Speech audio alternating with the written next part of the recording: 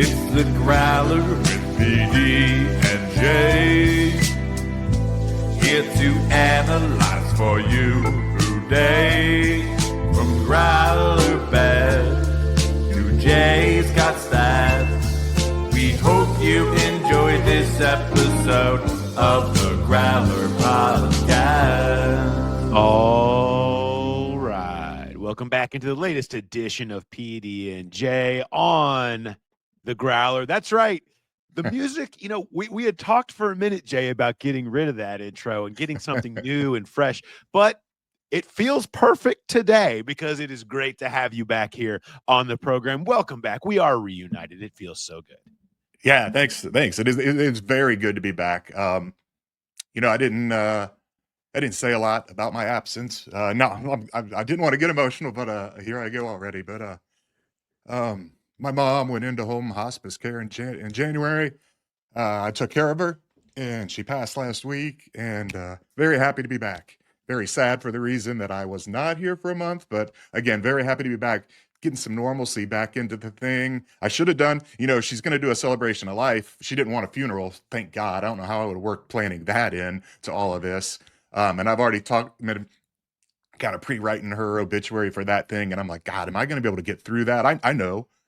I have some friends that have told me, and they are right, that Jaeger cures everything. It doesn't matter if it's a headache or a stomach or whatever, just a shot of Jaeger and you're good. So I'm going to have a little bit of Jaeger with me at the dais when I do that. I was like, I should have that right now, but I'll be good. Once we get through this, I will be good, and the emotions will turn away. Maybe different kind of emotions about what's going on with the Bengals right now, but it's thank you.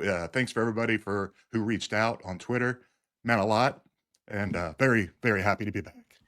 Jay, it's been unbelievable. I can't imagine everything that you've had to go through, and I'm so happy to have you back here, and anything that we can do to try to bring normalcy. And the Growl Pal family, man, we got our arms around you. We know everybody knows how hard that is, losing somebody, and I am in awe of what you did, taking care of your mom over this tough time, and true warrior stuff, man. True warrior stuff, and shout out to you. Let's try to get some of this normalcy back. Yeah. And get back to talking about the Bengals and getting into this, because Jay, we're still talking about the same stuff we were talking about when you left. Okay. I didn't miss anything. Look, hey, we're talking about T. Higgins still. It's still an issue. Of course, we could have said that if it was 2 years since we talked to you, because we're still talking about trying to get T. Higgins done. We're going to do that. We're going to talk about some of the news that's going on right now in free agency. Of course, we have a couple more moves. Sheldon Rankins, Alex Cappa, Mike Hilton's tweeting prayer hands. We've got all that stuff. We do want to get into the logistics of where do things stand with the T. Higgins tag. I know everybody wants to kind of get more into that, so we'll kind of dive back into that one more time. Of course, Mo Egger is going to join us on today's episode. We're going to do something. We did this last year. We're going to kind of do a little bit of a free agent draft, so to speak. We're going to see how close we can get to getting this correct and kind of figure out where you want to see the priorities go and where we think they might go, to just kind of hone in on free agency, which starts next week. Tampering begins on Monday, so we'll be able to get into that. I'm going to introduce you guys to the newest part of the Growler family, the Growl Gals. I'm very excited about this. It's going to be a fun segment we're going to have on PD and J here for the foreseeable future. So you're going to get to meet them. It's Kelsey and Karey Matteucci from Bar 3 Mariemont. Really excited to blend them into the program. It's going to be a really fun segment. So you're going to introduce you to them in a little bit. And we're going to have Growler bet. We got a good Growler bet. One that could go anywhere. Run, pass, or boot. ARBIES, of course. Jay's got stats. You know that. So we're going to get all into that. Jay, let's start with some news, shall we? Yeah, let's do it. So I don't know. Does it even count as news, Sheldon Rankins? You know what the news is with Sheldon Rankins? The Texans want him back. How about that? Aaron Wilson reporting that out of Houston, that the Texans are like, bring back, so it did finally come out, viral meningitis being the thing. And that was something that, we all kind of just sat on. We didn't really want to get in the middle of. His camp didn't want to address it, but obviously they're okay putting it out there now. They feel like he's over it. But Sheldon Rankins was let go. Alex Cappa let go. Again, not a surprise. Things that we have kind of, if you've been listening to this program, you've like, hey, I did that on the mock-off season sheet like 2 months ago, Paul. We know we knew that was coming. And so Alex Cappa, that signals the changing of the guard that we're expecting there. Surprised at all with the timing of Cappa or anything with obviously Rankins and Cappa seemed they were pretty expected and pretty normal, Jay. Yeah, I'm kind of surprised they didn't do them the same day just because Yeah. they were so expected. And it's interesting with Rankins, with Houston wanting them back, there's kind of that worn out as welcome kind of tag where all the stops that he's been. And, maybe that's not the case. I don't ever envision a day where he would come back to the Bengals after the way things went here. But it is interesting that Houston wants him back. I wonder, is this it for Alex Cappa? He just fell so far off last year and such a really good dude. But, maybe someone takes a shot on him, brings him into camp to see if they can get anything out of him. But this might be the end for him. But I never really thought it was going to be the end for Rankins. I just knew it was going to be the end here. And, there's other guys that we thought were, Pratt, Zach Moss, and guys that we still think are either going to be cap cuts or Pratt possibly a trade. But there's things that go into those more so than with Cappa and Rankins. They just felt like rubber stamp deals, and I am surprised that they waited as long as they did on Cappa. I kind of tweeted about this that you would go back in a heartbeat and redo that Cappa deal. I think that was a win for the Bengals. Injuries suck, and it, the injury that he had. Do they have a ring?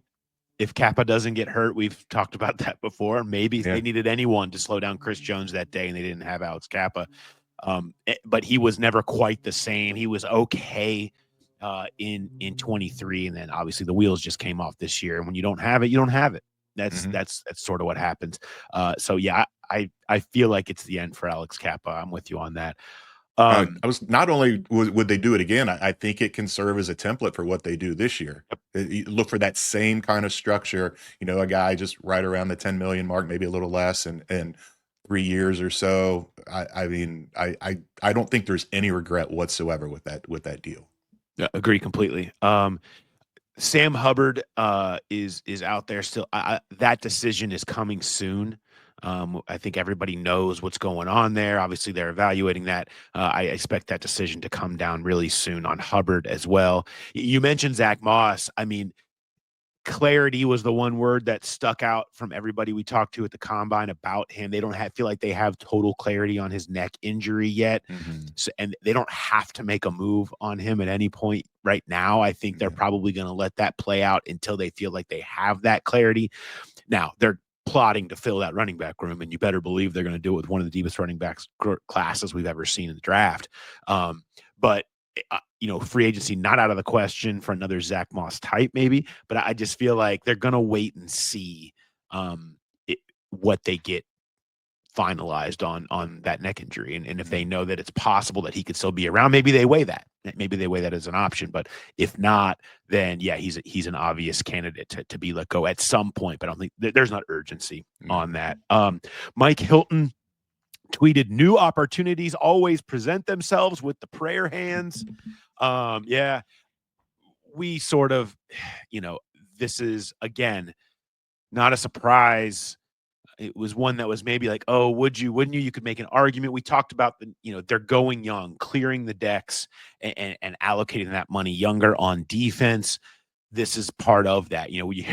I sort of wrote this in my things heard at the combine. It was like, you heard the investment that's coming in Dax Hill. You heard the love they have for Dax Hill, and you heard them saying, we think he can move inside. We're open to him becoming the slot. We're open to Fig Newton becoming part of that equation. And it was like, not even a thought of Mike Hilton. Clearly, they've moved on from that. And I think Hilton has a market.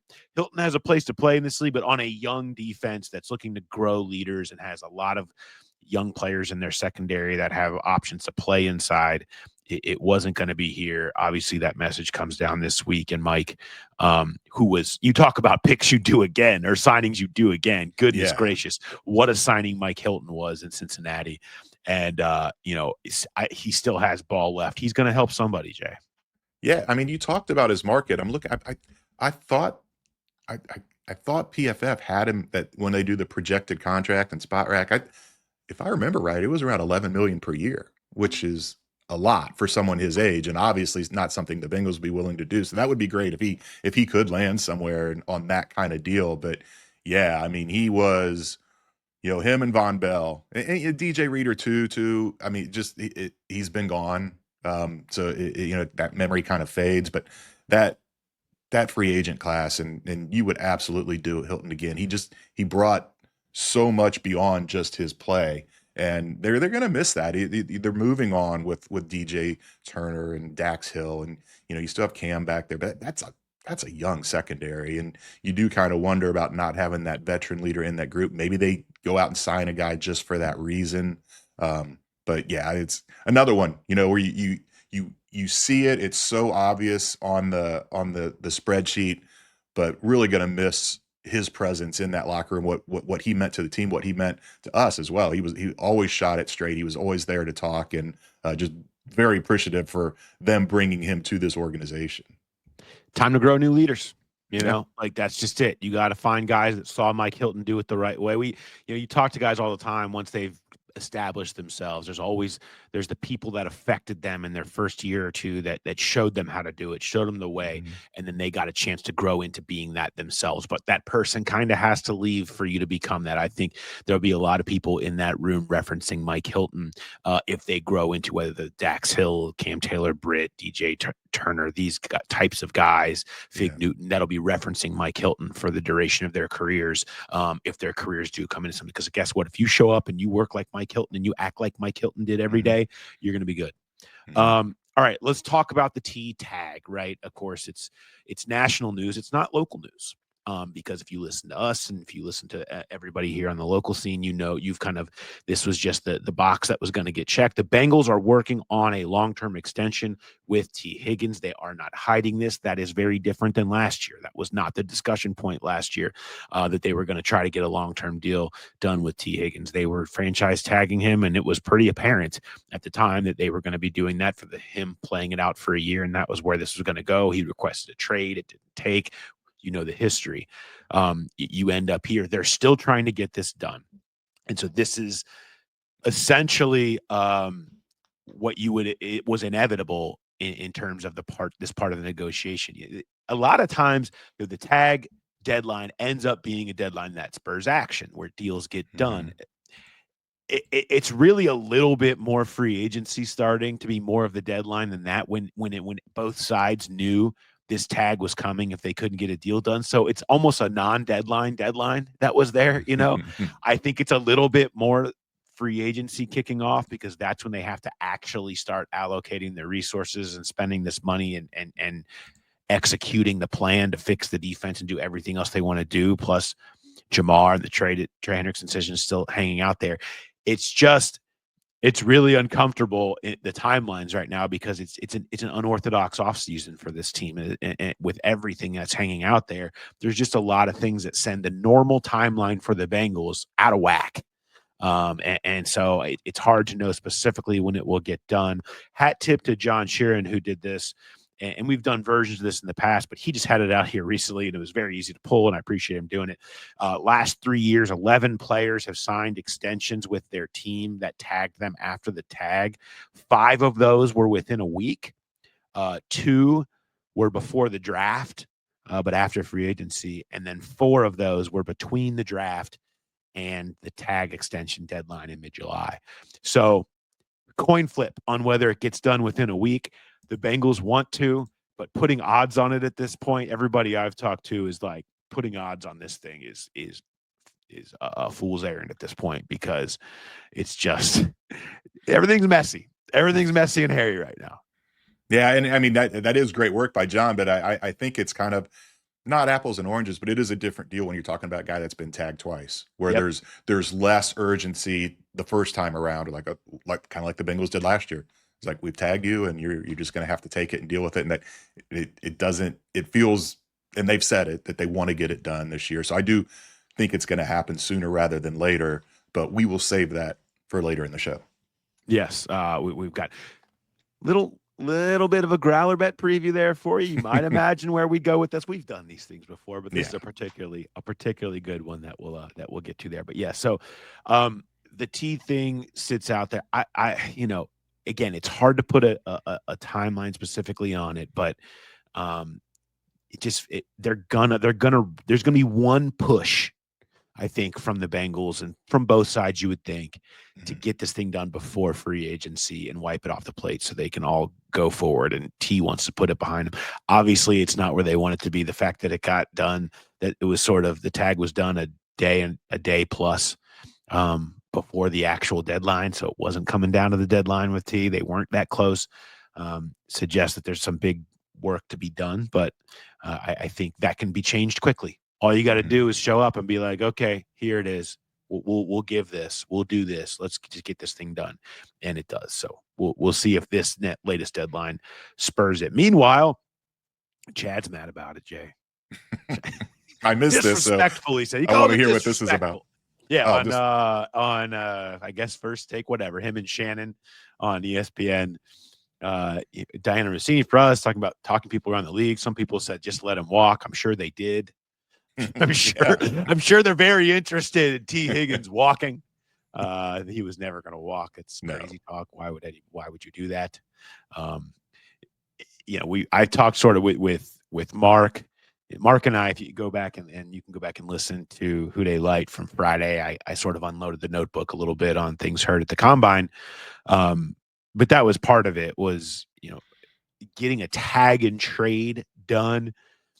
Sounds nice. It's more complicated than you think. Teams are just not as interested when you talk about paying the guy and giving up the pick it's going to take to acquire him. Becomes a hard sell, and so it's a little bit harder thing to do, and doesn't feel as likely as some might think it could be. And certainly that you're hearing. I think teams move on. Teams move on. They go in different directions, and maybe you'll get some big swing from somebody if the Patriots are desperate or whoever. But it just doesn't feel like the direction this thing goes. I just think this gets done. I just think it gets done, and the Bengals know that at some point they will get it done. And so the idea of trading him away doesn't make any sense. They have the money to pay it. They want to do it. Everybody wants it done. It gets done. So they're not going to trade him away, knowing that they feel like it eventually will get there.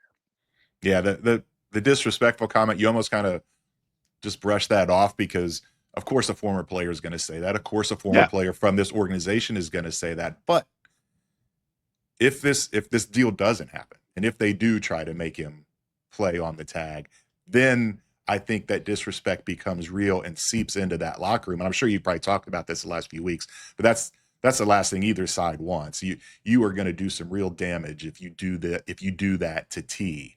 And that is going to ripple through that locker room. So that, again, that everybody sees the end deadline of July 15th. That's when they have to get a deal done by. It makes all the sense in the world to get it done much sooner than that. So again, I just kind of laugh off Chad's disrespectful comment. But if we get into July, it becomes a little more real. The disrespect occurred by your union in not getting that wiped off. As an option for teams to do. Teams should not be able to do that. And I understand the union's not going to prioritize something that only affects a couple of players a year or whatever. But if you don't like it, if you don't want it to be an option, if it pisses you off, then negotiate it out when you are in the CBA. You give teams an option to do something, they're going to take it. Right. And it may be disrespectful, or it may put you in the friend zone, as Chad does, because it always has to end up in the same place with Chad. And I don't disagree. Like, the Bengals should get this done. It should never have come to this. Right. They should be doing things early. It shouldn't be sitting here dealing with all of this stuff. But you can't get mad at them exercising an option that they have at their disposal. It sucks like that this is out there, and you would hope that it wouldn't come to that, but it does. If they have to use it to keep you around, they will. T's just sitting there like, can I just make what I'm worth? Like, and I get it. It's like, these teams want to pay me all this money and you're not letting me get it. I understand the frustration. The good news is there's no third franchise tag, so maybe he'll eventually get there if this doesn't work out. All right. The other thing that was mentioned in there was about, he just said Ja'Marr Chase is going to want north of 40. Okay. You know, I mean, I feel like It's not news.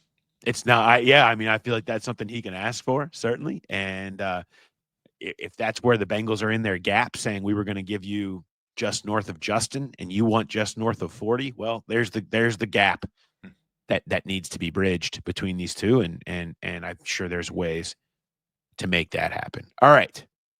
On that note, let's bring in our new segment here that we're going to have here on PD and J that I'm very excited about, and let's bring in our friends from Bar 3. All right, welcome into our newest segment here on the program, one that I am very, very excited about and happy to introduce all of you to our friends here at the Growler family. This is Kelsey Kenter and Karey Matteucci. They are, I'm going to say it. The Growl Gals. Yeah, I love the Growl Gals. We're the Growl Gals. I love this. We're so happy to be it. here. It's an honor. Truly. Yeah. They are the owners of Bar 3 in Mariemont. It's down on Wooster Pike, down near the Kroger down there. And we are kind of partnering together with something that I think is going to be really, really fun.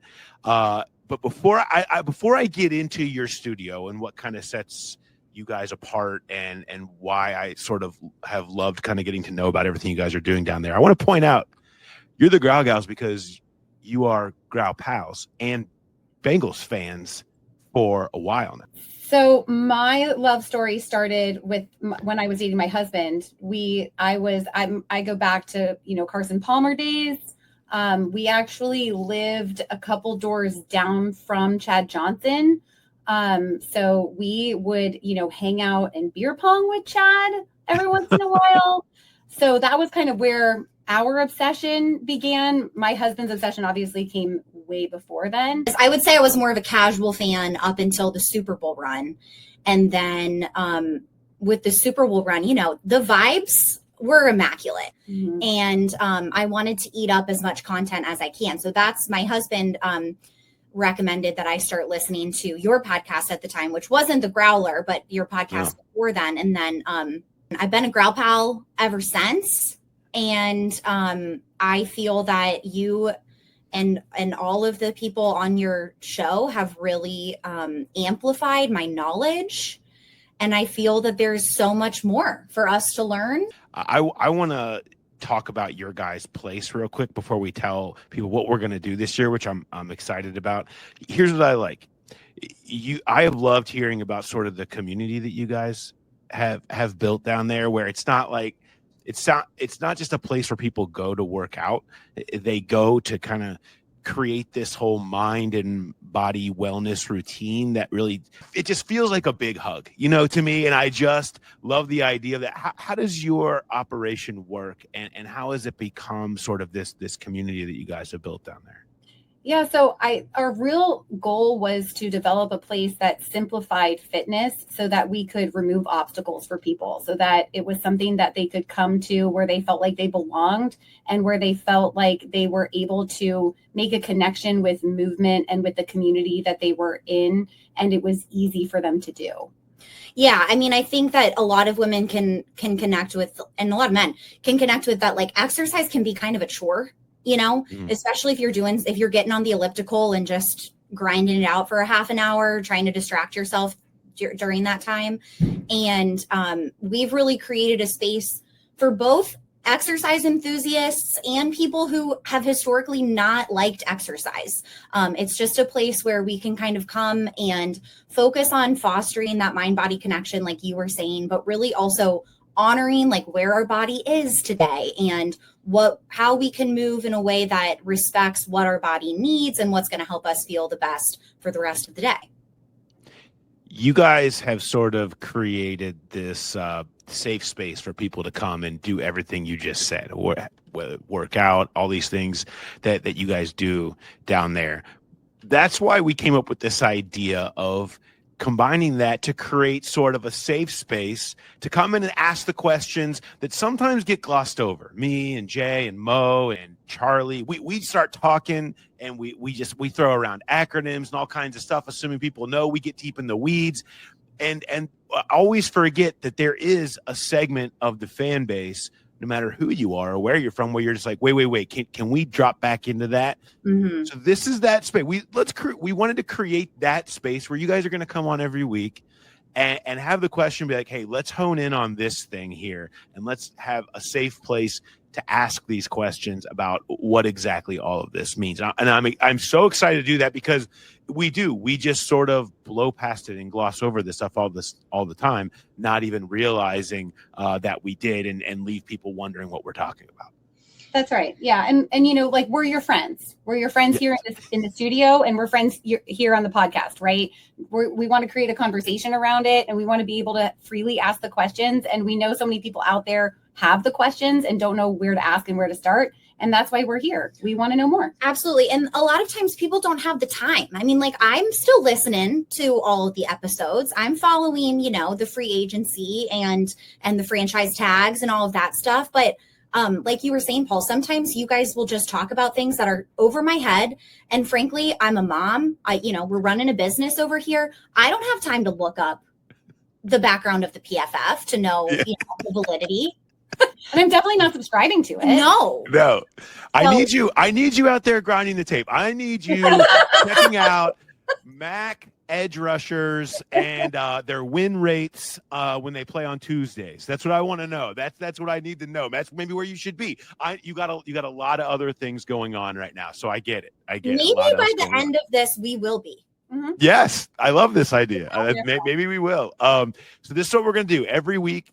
The Growl gals are going to hop on with us here and going to have a question for us to kind of dive into, and it's going to be great. And I'm really looking forward to it. And we're going to have discounts on your first class. Just mention the Growler podcast, and you have a special discounts on first class. Anybody does them. You guys are new clients already get first class free and all that stuff. So you don't even have to. It's just adding on.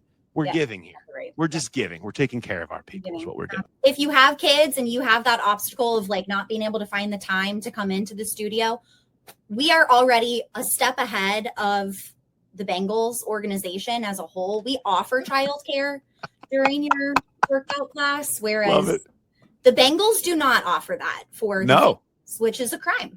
No, I think they need to bring you in, and maybe they can turn that F- into something different. Maybe they could get it up to a C just if you guys were involved. We can get rid of that minus, that nasty punctuation point. You could have all the wives and the girlfriends could take some classes, and you could take care of the kids and then they won't have that complaint anymore. I think we could be bridging communities here. That's right. Bringing people together, taking care of their kids. That's right. That's what we're here for. We're often saying that the Bengals really just need us to, in some situations. Yeah. So. Well, I could tell you they could use some of that mind and body wellness stuff that you were talking about right now, specifically in their front office as they try to figure everything out. So maybe we call you in to get in there with Troy and Katie and Duke, and you guys could do a session together. I'd like to see that. I want to remind everybody, send a direct message on Instagram at bar3 Mariemont. That's BARRE, the number 3 Mariemont. Or you can just email the Growl Gals at Mariemont@bar3.com if you want to join, sign up for a class, get that Growler discount, all of the above, or just want to ask them, tell them you have a question that you want them to ask to us. Maybe that can help us, and people can be starting to come directly to you guys with the Growl Gal questions. I like that idea too. I love that. This is great. We will talk to you guys next week. Looking forward to it. Thanks, guys. All right, now we're gonna welcome back our friend and yours from ESPN 1530, Mo Egger, fresh from Arizona and from spring training. Is this the first work-related thing that you have to do coming back from your spring training trip? Because that's tough. I know we're not going to get full effort here. I answered an email last night. I got home at about 6 o'clock. I took my daughter to dinner, and then I answered one email, and then literally took my phone and threw it just across the couch. Screw it. So, yes, this is the first thing that I have. It's the first day back for me. I always say I'm going to take a buffer day, and I didn't, and so here we are. But I'm excited to spend 20 to 30 minutes talking about T. Higgins and the franchise tag with you guys. No, we're not doing that. We got it out of the way in your honor. Oh, where'd he go? Mo's gone.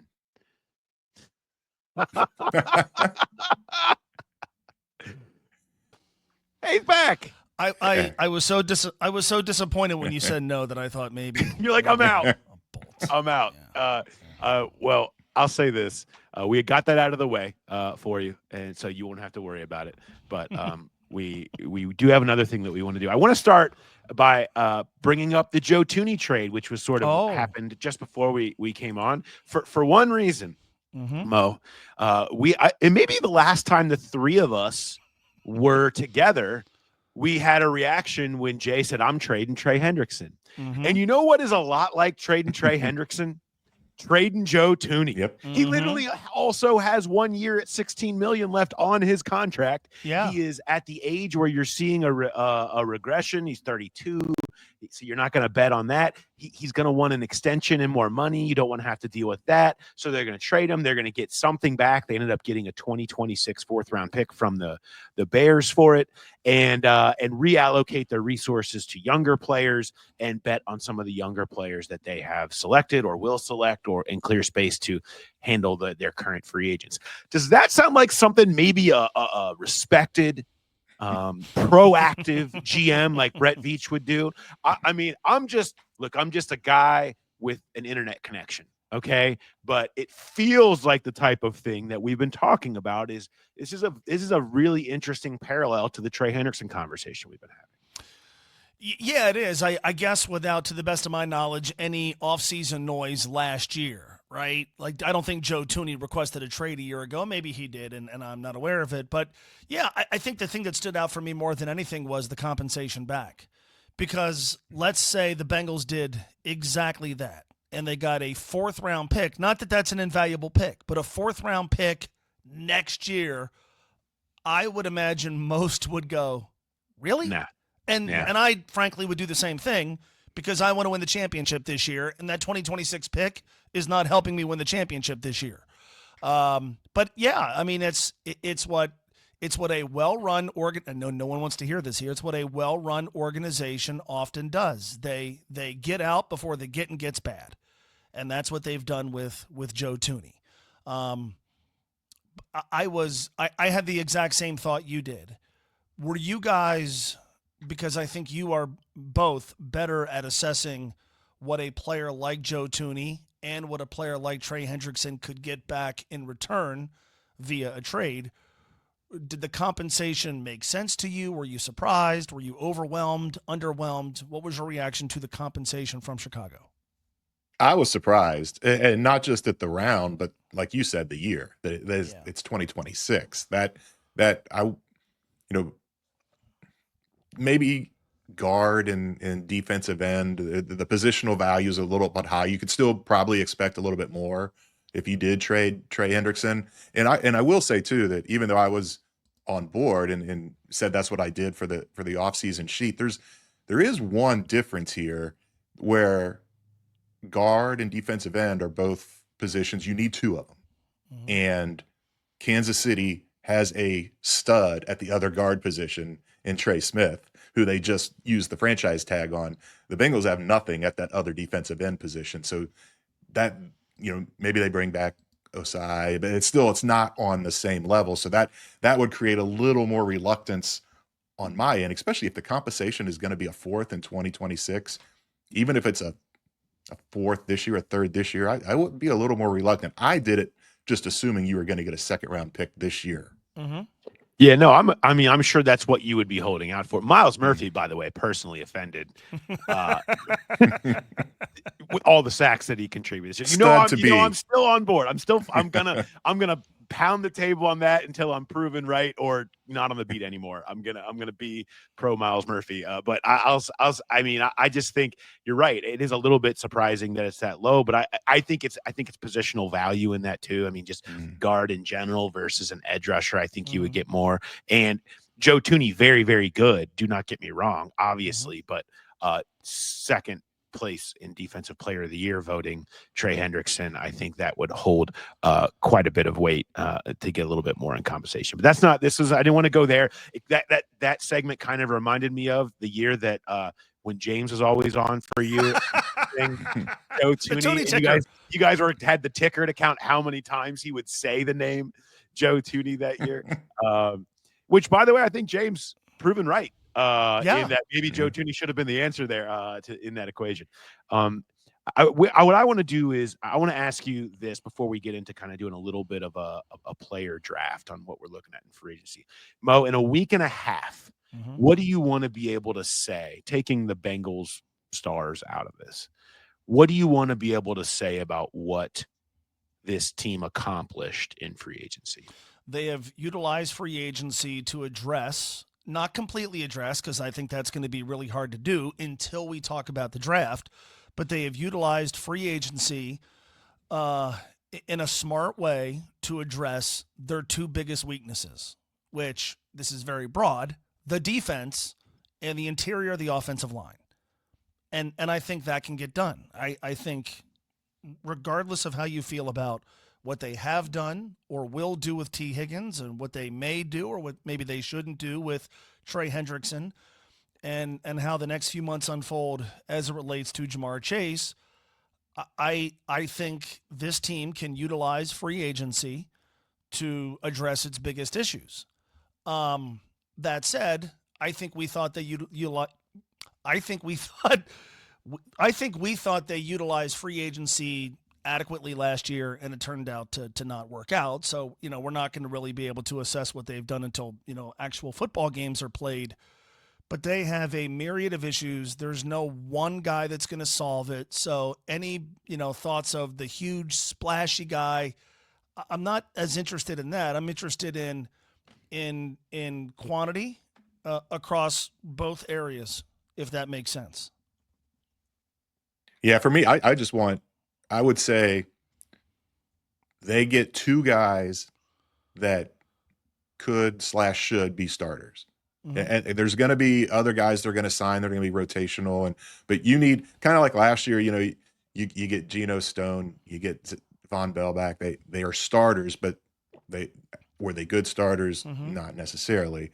But that's what I would like them to be able to say next week is guard almost certainly. You want to sign a guy in free agency that you say we can stick him in at guard. You're going to get another one in the draft too, and maybe those are your two starting guards.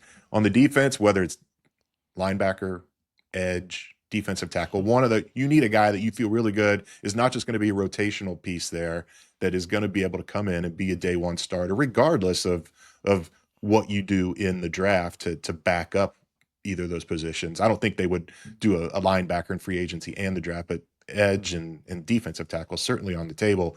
It can't just be filler pieces. They need to go out and get at least two quality guys that they can count on and plug in right now and say they're going to be starters this year.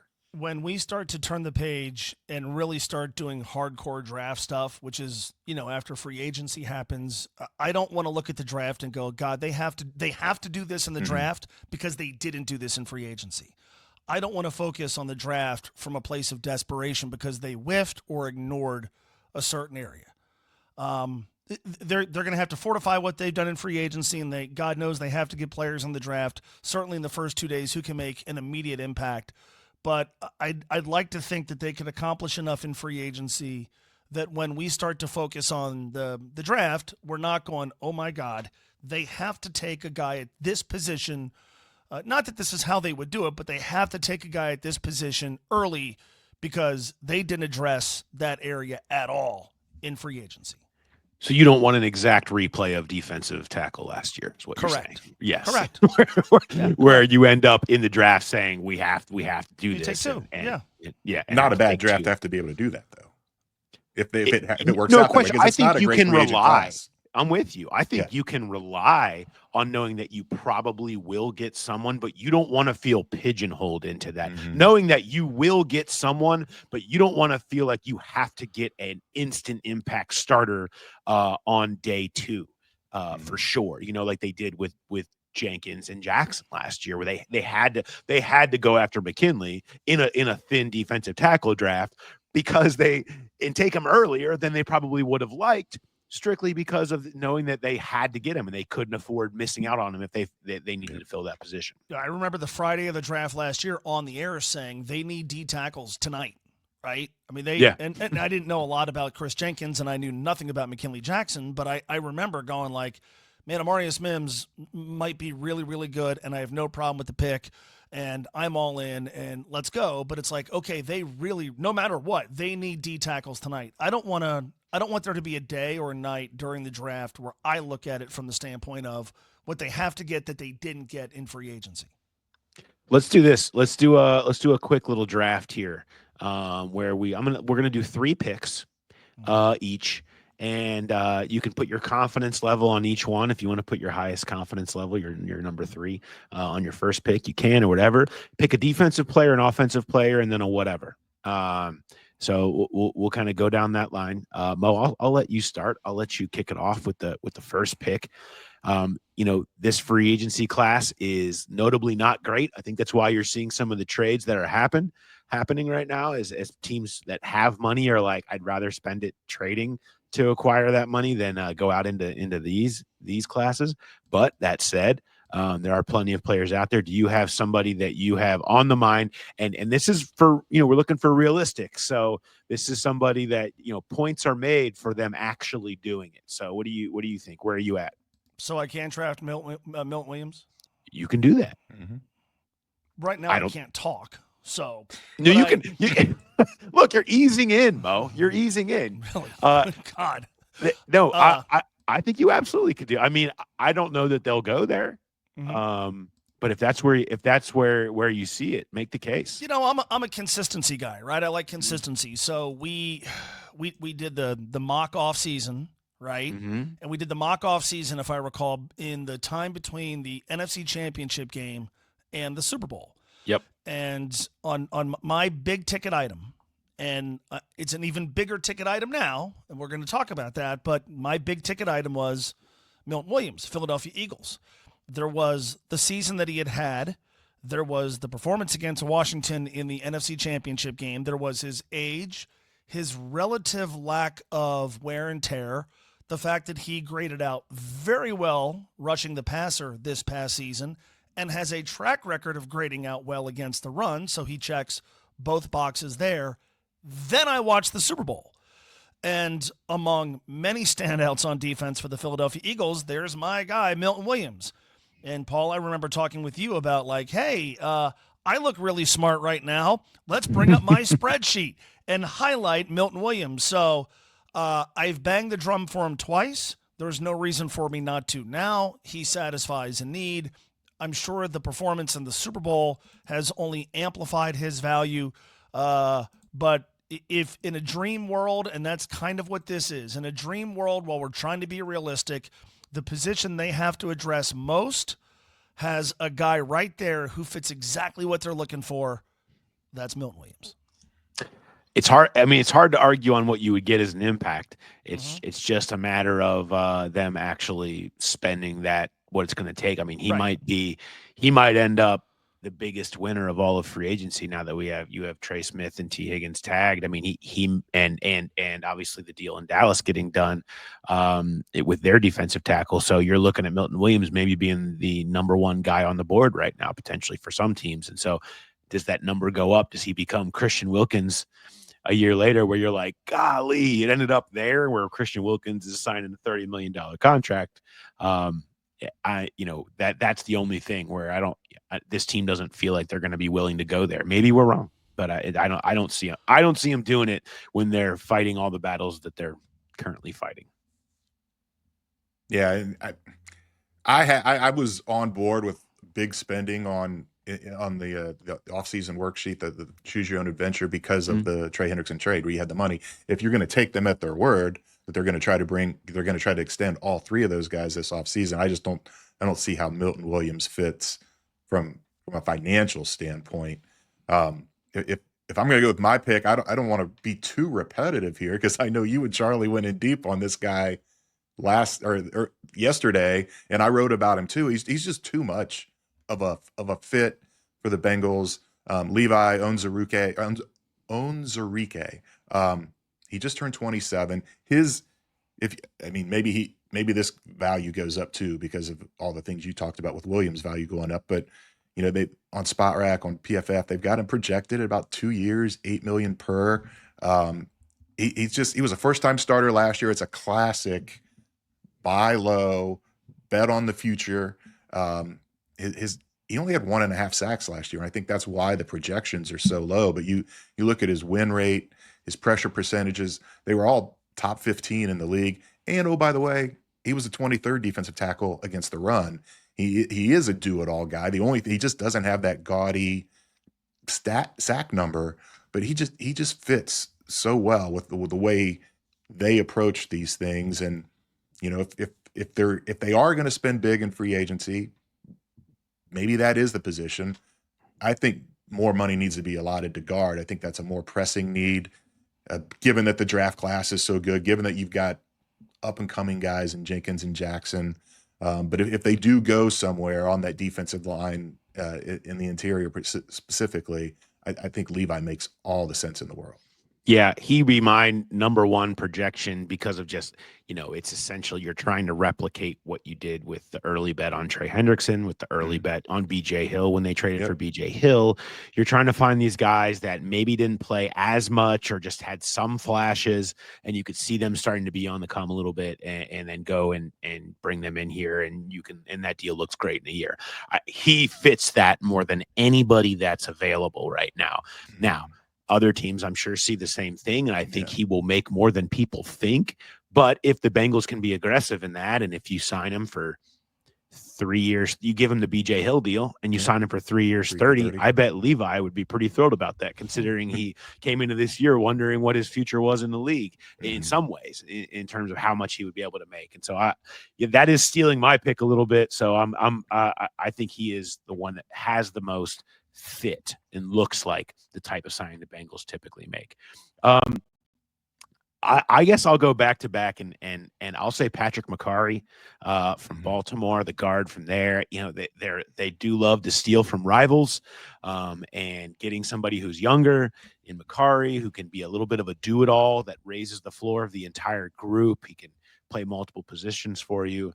Solid and pass pro, all of that. You know him, you know he can handle the division. You're going to hear, if they sign him, this is exactly what you're going to hear them say when they sit up there at the press conference. These things we've heard them say millions of times. So I'll go with him at guard, and I'll throw one at an edge rusher. I'm curious where Malcolm Kuntz ends up because of his injury he's coming off of, but again, has that feel of, if you're willing to bet on his recovery, if you're willing to bet on him becoming the guy he was in 2023, and they've done that in the past with players, where I look back at somebody, this is a little different. It's maybe not apples to oranges, but when they signed Chidobe Awuzie, he had a really good year in 22 and 20, or the 2 years prior. Then his last year before free agency has an injury, struggles a little bit, but they bet on the previous guy, and betting on the injury being a part of it. So if his value comes down, I could see them going there. Azeez Ojulari is also kind of in that mix for me, somebody who was great against the Bengals. We know they love guys that were great against them. And so, but I'm gonna go ahead and I'll throw it at Ojulari. I'm gonna say Azeez Ojulari. He's smaller, but that's kind of it'd be a hat tip to Al Golden saying, look, we're going to give you a different type of player. Your defense is going to look and feel different. And let's go get a pure pass rusher that can play as your third guy and come in there on pass rush situations where maybe you kick Murphy inside or do something different with Hendrickson or whatever. Did you just make 3 picks, or no? Did you do a wraparound? I did not pick Kuntz. I went with Ojulari over Kuntz. So did you do a wraparound, a snake? Yes, so I'm snaking. Okay. Okay. All right. So you're back. Jay. Makari was my number one offensive guy. So that I like that pick a lot. There's edge guys, there's defensive tackles, there's guys in the draft that you think could make an impact right away. I don't know that you want to gamble on finding Jermaine Pratt's replacement in the draft. And so I think kind of a Levi guy at linebacker fits here too. And if I'm going, he would be my preferred pick, but I don't know the Jets are going to let him get away. But Jamie Sherwood, he's not going to be really expensive. His projected salary is 2 years, $8 million per. He's a guy that he was 15th in run defense on PFF, 13th in coverage, 18th linebacker overall. Just a really solid guy. Again, like Levi, first-time starter in 2024. There's just a lot of upside there. He's 25. He's not going to turn 26 till after the regular season ends. There's a lot left there. Maybe they do go 3 years because he is so young. But he's a guy that, I don't know the Jets are going to let him get away. The other linebacker I like a lot is Tyrell Dodson. Again, he was number 3 linebacker in coverage. I think you feel good about what you got Logan as a run stopper, but he is a little more suspect against the run. You don't want another situation with Jermaine Pratt where there's just a lot of bad angles and missed tackles. I'll just bank on it. That the Jets got other things going on. Maybe they let Jamie and Sherwood get away. I think linebacker is. I'm going defense here, but I'll get my offensive guy in the 3rd round. All right, Mo, what you got? So in just looking at all the guards, because I want to guard in free agency, there's a lot of guys worth liking until you look at their medical issues, right? Like Tevin Jenkins in Chicago, hurt all the time. James Daniels with the Steelers, hurt last year. Will Fries in Indianapolis busted his tibia.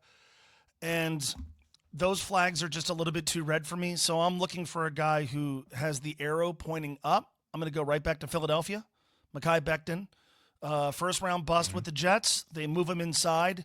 He wasn't great if you read what PFF nerds and stuff like that say about his pass protection, but nobody says it was bad.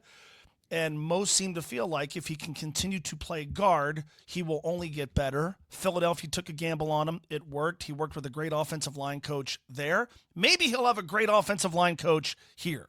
We'll find out. Financially, could this work, man? I have no idea. But since I've got to take an offensive guy and I want a guard, and the other guys, there's just a few too many injury issues, I'm going to bet that this dude figured things out in Philadelphia. Also, by the way, he can kick outside and play tackle if need be. So we'll go back to the Philadelphia well, and we'll steal Mekhi Becton.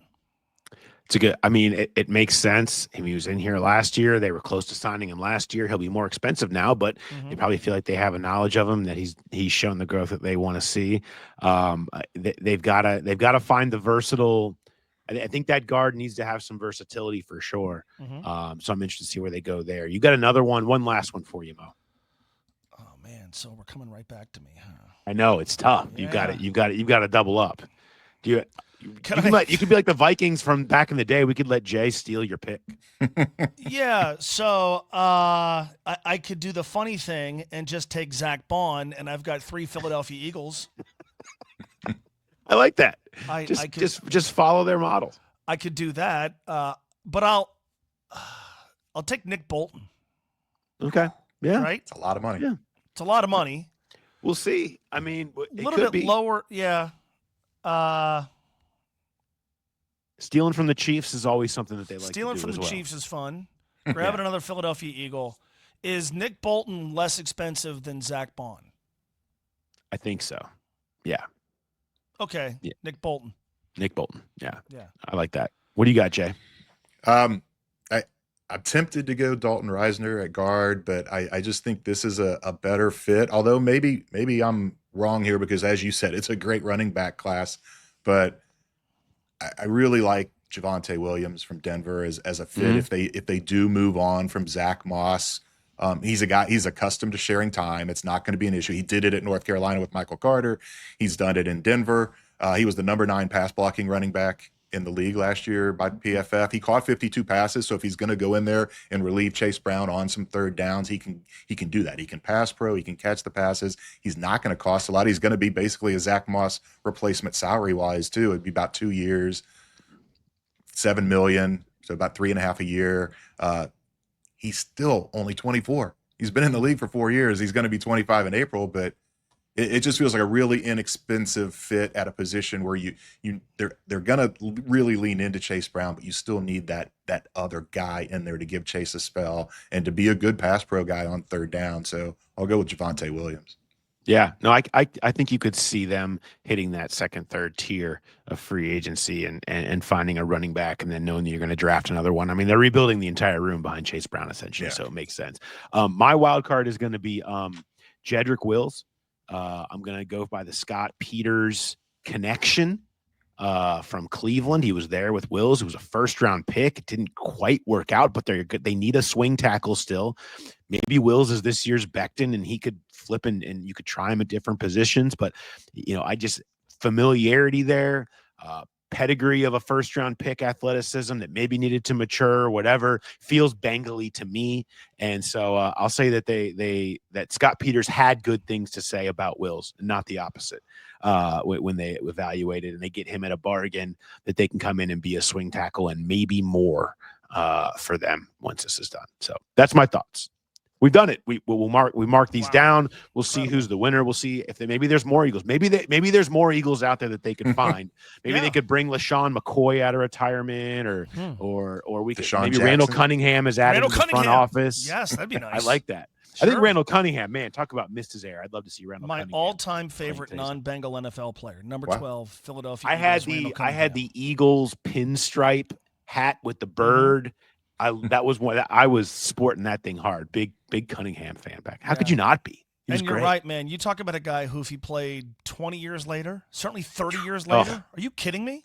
They'd be amazing. Like the late 80s Randall Cunningham was like, we use the term unicorn in sports all the time. Yeah. So if we can go back in time and get him, and then he'd back up Joe Burrow, that'd be fun. Would be fun. This was fun as well, Mo. I appreciate you hopping in. Welcome back. Good to have you back. Yeah. Enjoy getting back into the chair today. ESPN 1530 from 3 to 6. As always, make sure you check them out. Thanks, Mo.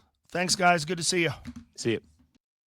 Okay, much thanks to Mo for joining us. And we're gonna flip it forward now. We've got some stuff we want to get through. Jay's got stats, run, passer, boot, got our growler bets, some ARBIES, all that stuff we want to get to. Do want to hop into this. We said at the beginning of the show here that a decision on Sam Hubbard was happening soon, imminent. Well, it was soon. It was while we were talking to Mo here and recording with Mo. So Sam Hubbard announces that he is retiring from the NFL after 7 seasons at the age of 29. Injuries just kind of catch up to him, and recognizes the value and of playing his entire career in Cincinnati. I have a column up on that. I think, Jay, in my opinion, and I'm going to come off as Homer here, but I guess Moeller High School, Cincinnati guy. Like, I've always felt a little bit of a kinship with Sam, but I feel like he will go down as one of the all-time greats in Cincinnati for the career that he had, not for the stats like others put up the stats, not for all of these bigger things, that you see people typically that people trot out when they try to get, Hall of Fame or Ring of Honor cases. He was influential at the absolute core center of this Bengals cultural renaissance. I mean, he was it. Him and Joe Burrow, their friendship and their ability to set the standard of this is how professionals operate in this organization changed everything. It changed everything. It made everybody better. And his willingness to sacrifice for other teammates, his willingness to do whatever was best for the team, no matter what, his willingness to play through no matter what he was facing, was the game changer. I wrote in my column, my lead was essentially, look, Sam Hubbard's going to be remembered for one of the most iconic plays in Bengals playoff history. Truly. I mean, you could rank it up against absolutely anything. The Hubbard yard dash, the fumble in the jungle, whatever we're calling it these days. The one for me, though, that I'll never forget that will perfectly encapsulate him is week 18 in 2023. They're playing the Browns. He has been battling this ankle injury all year. He's about to have a full ankle reconstruction, tightrope, deltoid reconstruction. Like, his ankle is messed up, and he's just been playing through it. And I remember going around the locker room that day, and everybody that was checking on everybody that was going to get shut down because they all had injuries. The game meant nothing. The Browns weren't playing their starters. The Bengals weren't playing their starters. It was the seating was set for them. The Bengals were eliminated the week before. It's like, okay, everyone's going to shut it down and get ready for the offseason. And Sam was adamant. Nope, I'm playing. I'm there for my guys. When we go out there, I'm there for my guys, and I play. And that's how I'm going to be. And that's to me, that's Sam Hubbard. That was him. It didn't matter how much it hurt. It didn't matter how much it meant to him. He was going to show every single day, this is how we operate here. This is what being a teammate is. This is what being a Bengal is. And I'm going to go out there and do it. And he set the edge, and he set up Trey Hendrickson for countless sacks. He made plays in the run game that were underappreciated. He played more snaps than any defensive lineman in football in 21 and 22. He was a legend, and he'll be underappreciated nationally. But here in Cincinnati and in that building, when you ask anybody, everybody will tell you that dude was as important as any person in the building during his time. Yeah. I mean, when Zach came in and started looking around and who are we keeping from the Marvin Lewis era? And that was number one, that there was no question about that. That was a guy that you were going to build around.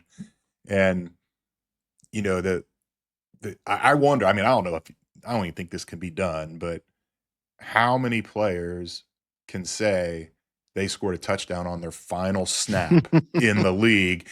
I can almost guarantee you he's the first defensive player to do that. How many even did it in their final game in the NFL, scored a touchdown? That's amazing. And you're right. The thing he'll be remembered for is the Hubbard yard dash, fumble in the jungle, whatever you want to call it. What I remember about that is, for so long, Sam was the guy when things weren't going well. He was the guy you go to. He always stood there and he talked, and he had to talk about all the negatives and all that. And not the play itself, but putting him up at the podium after that game and how much that went forever. He was just thoroughly enjoying that moment in the limelight, happy to talk about everything. And I remember, you know, I didn't focus a lot on Sam in that play. What I did, I was like, that is such an iconic play.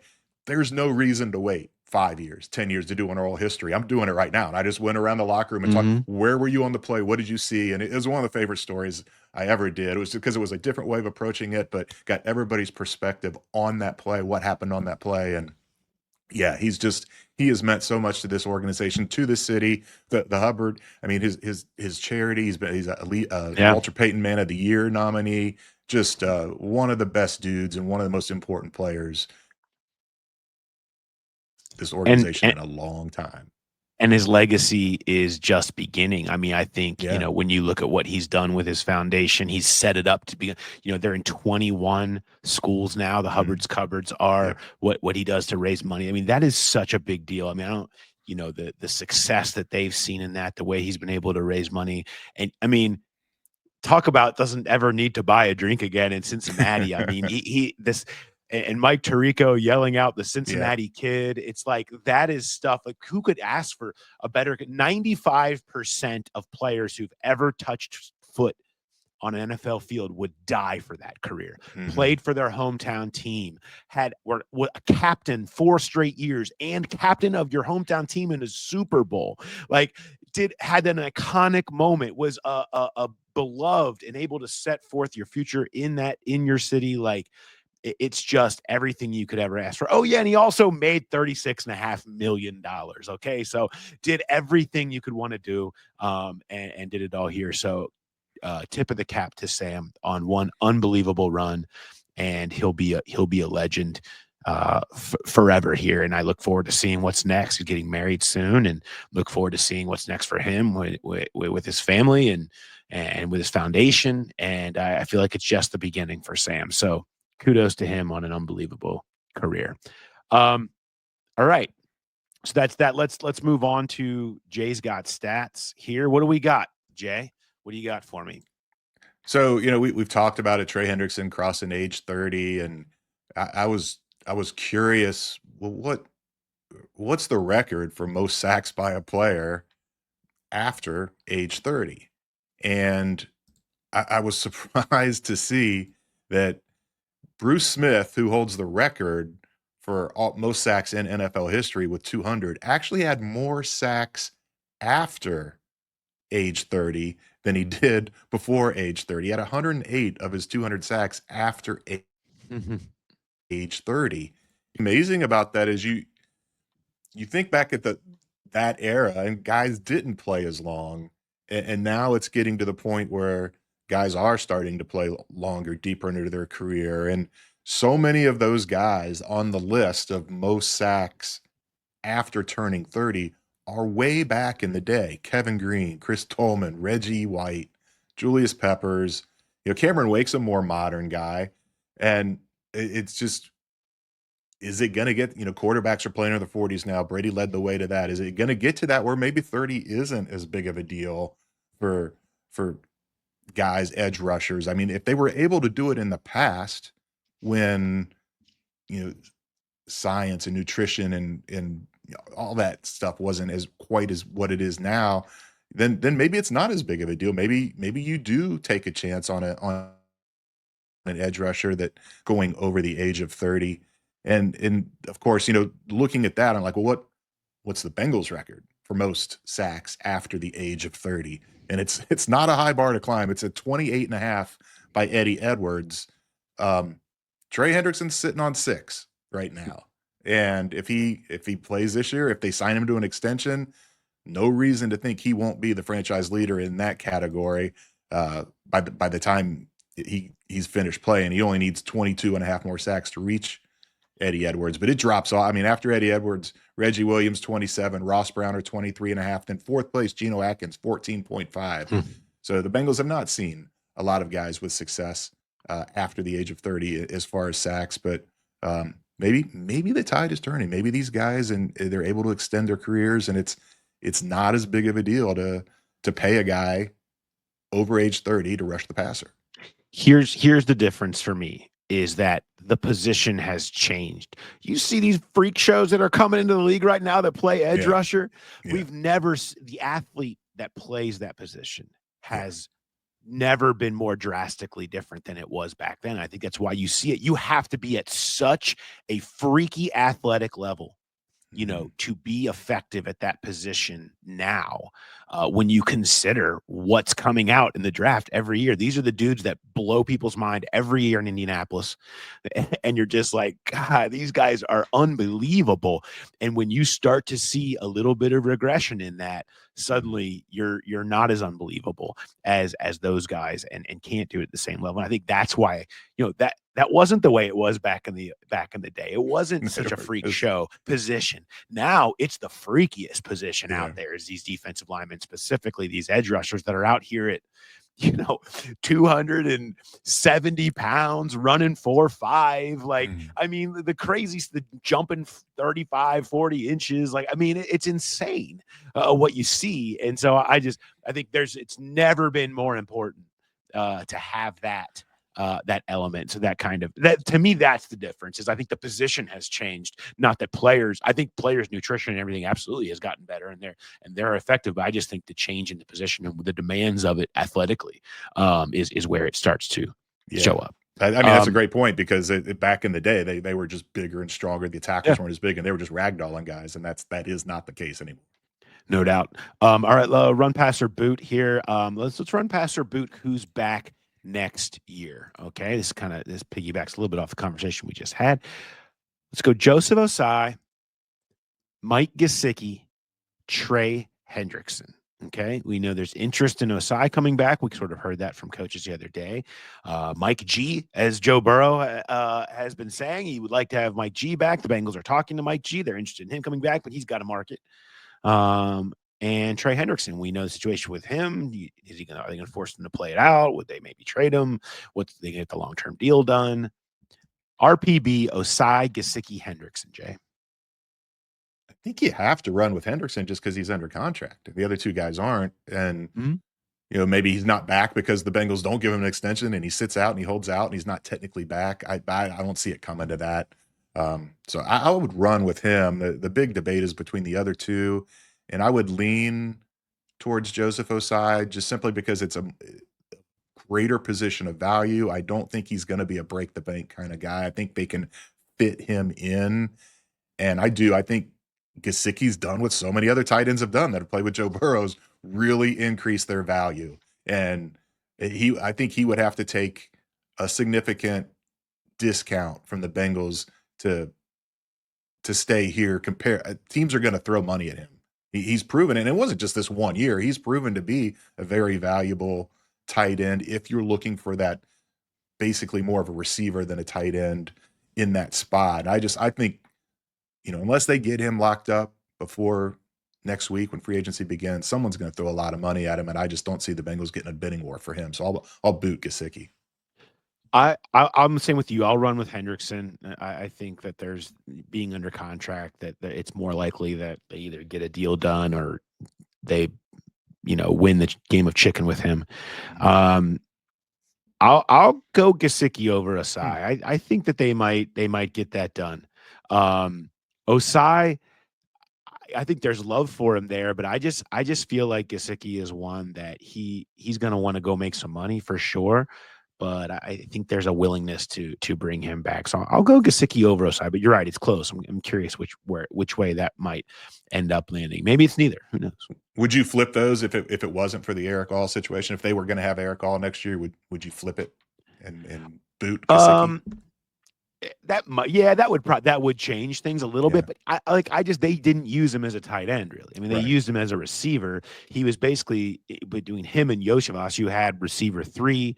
I mean, he was the replacement for T. Higgins. They really started figuring out how to use Gesicki best. He really started to develop that trust with Burrow. So I feel like they see the value in what he is as a wide receiver room, especially. Things are up in the air with what happens with T. If something happened and they didn't have T back, whether they trade him or whatever, that would have been a no-brainer. But even with him, I think they see the value in having a room that goes Chase, Higgins, Gesicki, Josvash as a really nice 4-pack there. And you want to have that guy because if Higgins does have the injury history, he's kind of the insurance policy on that, so that's my view on it. Let's go Growler bet time, Jay. Yep. Growler bet. Let's do it. Date of the T. Higgins signing. When do you think this will be our reporting of it? So we'll just go with us. Not when the Bengals say it, not when maybe you hear it from a Schefter or whatever, but when we put it out there. Date of the T. Higgins long-term extension. And maybe there isn't one. Maybe that's the guess. What do you got? And that'll be our Growler bet. So the Growler podcast at gmail.com. Send in your dates. And if you get it right, then we'll be having some stuff coming your way. It could be a Graders shipper. It could be something from Nation, our friends about Nation. BetMGM could be having some gift cards for you there. Something coming your way, but what do you think, Jay? So I swear I'm not doing the Price is Right thing here. I saw your guess before I made mine. It's okay. So, but I'm going to go a week from today, first official day of free agency, March 12th. And here's the reason why. There have been 13 guys since the 2011 CBA that have been tagged twice. There's only been one other receiver that's been tagged twice. That was Chris Godwin, the Buccaneers. Kind of a similar situation where they've got Mike Evans, but they got this receiver. They paid him. They actually paid him more than Evans was making. I don't think T is going to get more than Jamar's making, but they tagged him the second time, and it was on the first day of free agency in 2022 when they came to the deal. I'm sorry, it was before that. It was earlier than that. When they came to the deal for 3 years and $60 million, an extension after tagging him the second time.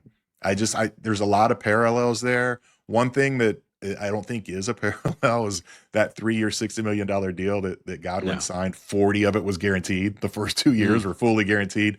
That's not happening, I don't think, here with T. Higgins. But I like all the parallels there with two receiver tagged the second time, and they did it on the first day of free agency. I could see the Bengals doing that again a week from today, Wednesday morning before the madness kicks off. Well, I'm going to say that since the madness kind of technically kicks off on Monday, I'm going to go with that one. So I'm saying March 10th. I like your position better than mine because I do. I'd love to have the entire offseason up to July 15th open to me because Lord knows, like we said, uncomfortable timelines, unsure here where this thing does end up. I do feel like there's an urgency still, though, and I do feel like they really want this to be done. But it's going to be a matter of whether they can find a way to do that. So I'm going to say March 10th, but I would trade you your spot with my spot right now. So that makes sense. I don't like it. I don't like it one bit. So anyway, send your answers in to the Growler podcast at gmail.com. and we'll see who ends up the winner. All right, Arby's, Jay. You got any Arby's for me? Yeah, I got a couple of them. So the first, just a shout out, congratulations to Paul Hirons from Bengals UK, the Bengals International Fan of the Year. He's known it for a while. Like he did a thing with Orlando Brown when he was here back in October, and officially announced now, and just a really good guy, very deserving of this. You can tell how much it means to him and how important it is. And he's going to get to go to Green Bay for the draft and be a part of that and represent the team. And so just very, very cool there. Very happy for Paul.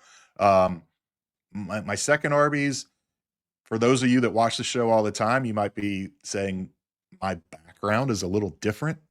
That's because the normal living room that's over that way looks like a hoarder's haven. We've been 7 straight days cleaning up my mom's house. She literally kept everything. Oh my goodness. I could give so many examples of what you would be like, day planners from every year of her life. Just crazy stuff. And it's like, if you have a normal hoarder, it's easy. It's a lot of work, but you just grab it all and throw it away.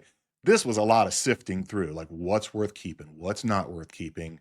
And one of the things, and periodically throughout her life, she would give me stuff that she had come across, and a lot of it was old sports memorabilia and things like that. And I thought I had all the old ticket stubs, but I came across a 1974 preseason Bengals Dolphins ticket stub. It's like, why does she still have this? It was a preseason game.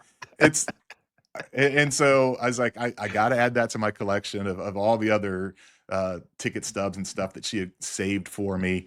She also, by the way, I don't know. I know she was very proud of me, but I think she was also disappointed in me too. She saved one of my speeding tickets. It's like, why do 67 and a 55? It wasn't even that egregious. Why do you still have that? I have said that a million times in the last week cleaning our house. Why do you still have that?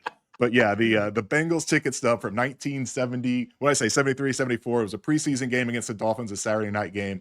And it just made me laugh that she still had that. My favorite part of that is how offended you are that it wasn't even one of your good speeding tickets. Oh yeah. It's like, look, come on now. I had did much way worse than that. Come on now. That's not even count. You know what? I should go back and fight that one now. You know? I love it. That is awesome. One thing I wanted to share was I was sort of we talked earlier about the Mike Hilton tweet. Well, there was a response to Mike Hilton's tweet that came from Mike Thomas, former Uncle Mike, Mike T, former safety, now at the NFL PA. And he sent something out, and it was a photo. And for those of you that watch here on YouTube, you'll enjoy this photo.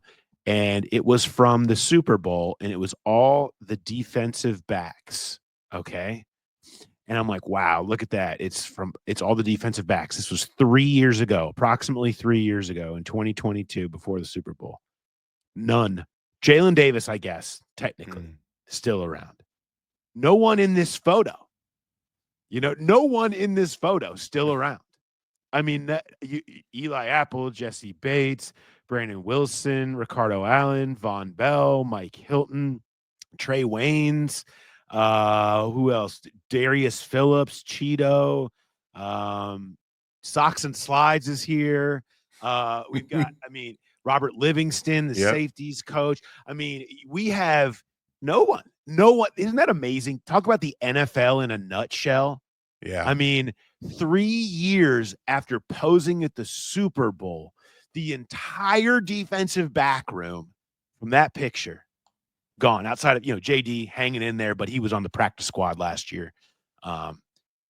That's remarkable to me, Jay. That's crazy. That's the NFL in a nutshell for you. Yeah, including both coach. Is that Eric Ball or is that Durante Jones, the other coach off to the side? It's not Durante Jones. Yeah, that's not EB. I don't think that's EB though. I don't know who that is, but yeah. The first thing you did when you pulled this up, I was looking for Socks and Slides. I was looking to see if he was actually wearing Socks and Slides in the picture, but Vernon Hargraves has cleats on like the rest of them. But yeah, that is amazing.